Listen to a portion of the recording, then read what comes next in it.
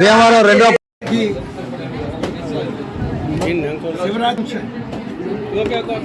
స్వయంభూగా దేవవరం 2 టౌన్లో శ్రీరాంపురంలో వేయించేసి ఉన్నటువంటి శ్రీ కాలభైరవుడు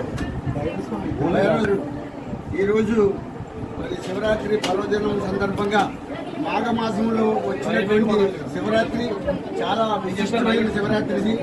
కాబట్టి ఈ శివరాత్రికి మొదటిసారిగా మరి స్వామివారికి స్వయంభూ స్వామివారికి భస్మాభిషేకం హోమయంతో చేసినటువంటి భస్మంతో భస్మాభిషేకం, అలాగే సిరులు సౌభాగ్యాన్ని కోరుకునే సౌభాగ్యవతులు మహిళలందరి కొరకు శ్రీ అన్నపూర్ణాదేవి వారికి పసుపు కుంకుమలు పూలతో పూజ జరుగుతుంది.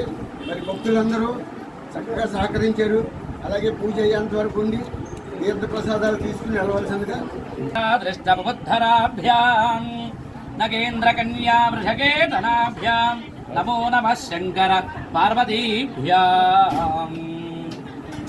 ఈ రోజున మహాశివరాత్రి మహాపర్వదినం సందర్భంగా పరమేశ్వరుడు యొక్క అంశంలో భైరవ స్వామిగా స్వయంభూగా వెలిసినటువంటి ఈ క్షేత్రంలో చాలా విశేషంగా కనీ విని ఎరుగని రీతిలో భక్తుల యొక్క సహాయ సహకారంతో, కమిటీ వారి యొక్క ఆధ్వర్యంలో, అర్చక స్వామి వారి యొక్క ప్రోత్సాహంతో స్వామివారి యొక్క భస్మాభిషేక కార్యక్రమాన్ని సంకల్పం చేసి అందరి యొక్క సహాయ సహకారంతో భస్మాభిషేకం చేశారు.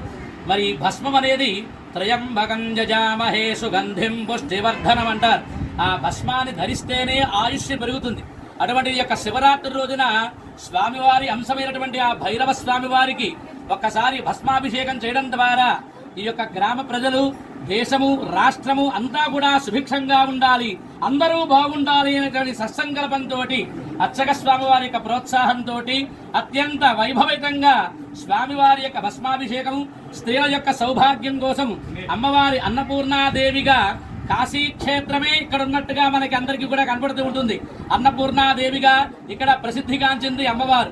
అమ్మవారికి ప్రీతిగా స్త్రీలందరి చేత కుంకుమార్చన కార్యక్రమాలు చేయించబడతాయి. కాబట్టి 50 మంది భక్త మహాదరిందరూ కూడా ఈ క్షేత్రాన్ని దర్శించి ఆలయానికి అందరూ కూడా సహకరించి తమ వంతు సహకారాలు అందిస్తూ ఈ ఆలయాన్ని దినదిన ప్రవర్ధమానంగా అందరూ కూడా వచ్చి దర్శనం చేసుకోవాల్సిందిగా కోరుతున్నాం. ఓం నమ శివాయ, నమ పార్వతీపతయే, హర హర మహాదేవ.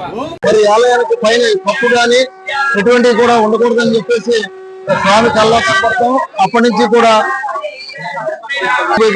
ఆలయం నిర్మించి మరి పైన వర్షం గాని ఎటువంటివి కూడా ఎండ తగిలేటట్టుగా ఉండేలాగంటే స్వామి కల్లా కనబడి చెప్పడం.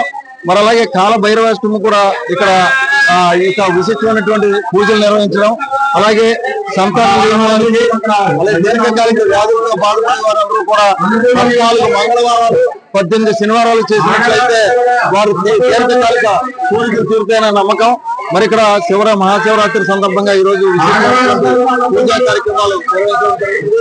శంకర్ వారి కుటుంబీకులు మరి ఆలయాన్ని ఎంతో అభివృద్ధిలో తీసుకురావడం జరుగుతుంది. మరి ఏదో కాశీలో ఉన్నటువంటి విశిష్టమైనటువంటి భైరవ స్వామి ఆలయం మళ్ళీ మన